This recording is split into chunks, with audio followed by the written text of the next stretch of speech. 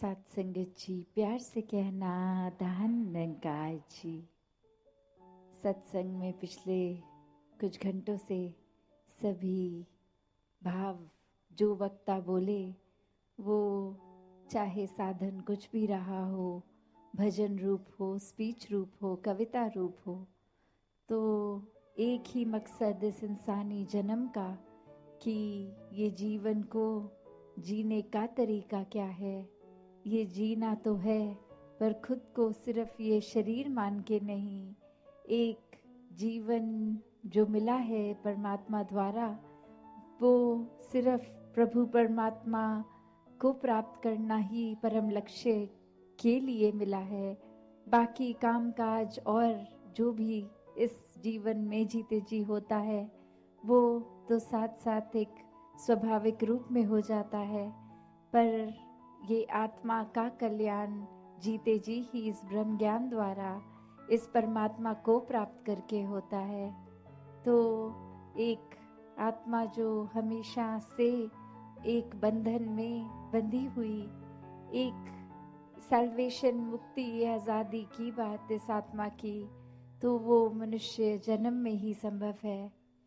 तो जीते जी समय न्या व्यर्थ किया जाए, ऐसा ही संतों ने सिखाया है कि हल कोई भी चीज़ का हो, वो मन में देव परमात्मा निराकार के आने से ही होगा, वरना तो ये परिस्थितियों ने आना जाना है। तो कैसे ये आत्मा का हल, ये सल्यूशन, ये मुक्ति, ये परमात्मा की जानकारी और उसी से अपनी आप की जानकारी होती है कि वाक्य में तो शरीर तो कुछ सालों का ही है, असल में तो इस आत्मा की पहचान ये परमात्मा है। और जीते जी इस रास्ते पे चलेंगे और अपने आप को मानवीय गुणों से भर कर चलेंगे, तो ही वाक्य ही ये जीवन जीने के लिए एक असली जीवन, मनुष्य जीवन, दैवीय गुणों से भरा हुआ एक मुकम्मल जीवन होगा। और इसी समय फिर ये हकदार भी मृत्यु के बाद भी ये मोक्ष का, मुक्ति का। तो हर किसी ने हर समय पे यही मनुष्य को रास्ता दिया, जो आज भी संत दे रहे थे कि जीने को पूरा जीवन जो मिला है उसको कैसे जीना है।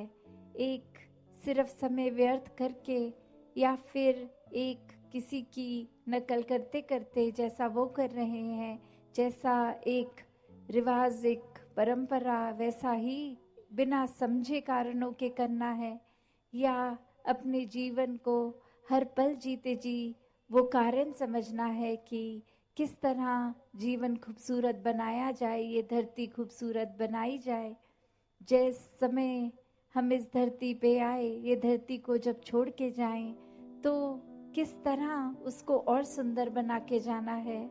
एक प्राकृतिक रूप में भी जहाँ एक कर्तव्य है हम सबका, किस तरह ये दूषित हवा को पेड़ उगा के भी स्वच्छ किया जा सकता है, और ये कचरा ना फैला के एक उस रूप में अपनी नियमित जगह पे वो कूड़ा इकट्ठा करना, और कैसे वो रिसाइकल की भी बात आती है कि व्यर्थ चीज़ नहीं करके उसका किसी और तरीके से भी इस्तेमाल करना।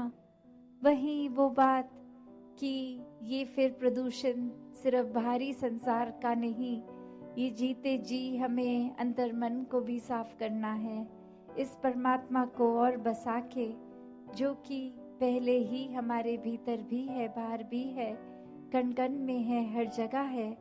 तो वही उदाहरण जो एक मृग का आता है कि एक खुशबू जो उसके अंदर ही होती है, वो मृग समझता नहीं, और जगह जगह एक जंगल में ढूंढते ढूंढते कि ये खुशबू कहाँ से आ रही है, वो खुशबू तक जाने में भटकता है, और असल में तो वो कस्तूरी की खुशबू उसके अंदर ही है, उसकी नाभि से ही आ रही है। और कैसे ये समय फिर व्यर्थ हो जाता है सिर्फ और सिर्फ वो भटकन में। तो ये पहचान परमात्मा की जब हो जाती है, तो वो भटकन एक समाप्त हो जाती है आत्मा की। अब उस तरह देखें तो फिर जिस तरह उस मृग को बता दिया जाए कि इधर उधर भटकने की जरूरत नहीं है, आप जिस स्थान पे हो उसी स्थान पर ये खुशबू भी है। तो बात वही, परमात्मा हर जगह है, अंग संग है। तो बात वही कि सिर्फ सत्संग में आने का मतलब सिर्फ वो नहीं कि आए एक क्रिया रूप में बैठ गए, कुछ सुना भी कुछ अनसुना किया, कुछ अपना ध्यान इधर उधर लगा लिया, भटका लिया, पर मूल को नहीं पकड़ा। मूल तो बस ये परमात्मा ही है। इस परमात्मा को जो पकड़ लेते हैं, मन में बसा लेते हैं, हर समय इसका दीदार करते हैं, एक एहसास में इसी निराकार के रहते हैं, तो वो ही वाक्य ही संत है। उनका जीवन हर पल भक्तिमय है, वरना तो भक्तों के ऊपर ऐसे जीवन जीने के लिए उनका तो कारण था ये परमात्मा। पर दुनिया ने सिर्फ एक वो पकड़ लिया कि जिस तरह उन्होंने किया हम भी वही करेंगे, पर मूल नहीं पकड़ा, ये परमात्मा को जानने की जिज्ञासा नहीं अंदर रखी, इस परमात्मा को प्राप्त नहीं किया। तो फिर सिर्फ एक दिखावा, एक नकल रूप ही करना तो एक जीवन को सफल नहीं बनाया।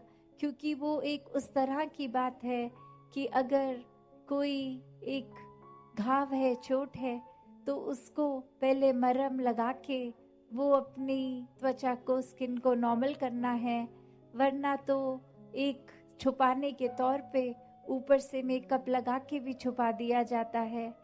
तो बात वही कि ये ऊपर की सुंदरता नहीं, ये अंदर से भी सुंदर होना है। ये हर किसी के अंतर मन की जो भटकन ये आत्मा की, ये सिर्फ और सिर्फ इसका समाधान ये परमात्मा ही है। जैसे ही इस परमात्मा को देख के भक्ति की शुरुआत की जा सकती है, उसी तरह फिर अपने मनों में और गुणों को भी अपनाया उसी पल से जाया जा सकता है। और वो फिर एक ऊपरी मेकअप की तरह अच्छा व्यवहार नहीं, एक अंदर से वो जिस तरह इस नाभि में खुशबू उस मृग के, तो वही अंदर से बाहर की सुंदरता तभी बनती है जब एक एक मानवीय गुण हम पहले खुद बन जाते हैं। सिर्फ प्यार की बात ही नहीं, पहले प्यार बनकर फिर प्यार बांटना। सिर्फ एक विशालता की बात नहीं, इस विशाल निराकार परमात्मा से जुड़ गए। ये इतना विशाल जिसका कोई अंत ही नहीं है, कोई शुरुआत ही नहीं है। जब इसके साथ मन जोड़ लेंगे तो हम भी अपना मन इतना विशाल बना लेंगे कि सबको अपना लेंगे। हर किसी की कमियां हो ना हो उससे फर्क नहीं, कि सब प्यारे हैं, सभी इस परमात्मा की संतान हैं, सब में यही एक परमात्मा का निवास, सभी प्यारे, सभी श्रेष्ठ। और कोई भी और फिर हम जो मानवीय गुण सोचे भी, वो स्वयं बनना बहुत ही आसान हो जाता है। सिर्फ इस परमात्मा के ऊपर अपने मन को टिकाकर वो गुण खुद ब खुद हमारे अंदर आ जाते हैं। तो ऐसा व्यवहार, ऐसा जीवन हर एक के जीवन में आना संभव है। सिर्फ और सिर्फ उसके लिए ये अपने अहंकार का त्याग करना जरूरी है। क्योंकि एक अहंकार आते ही जब ये लगता है कि हमको कोई क्या सिखाएगा, हमें तो पहले ही सब कुछ आता है, हम जिस रास्ते पे चल रहे हैं वो रास्ता ही सबसे ठीक है, और किसी के पॉइंट ऑफ व्यू, नजरिया, रास्ता तो कोई मायने ही नहीं रखता।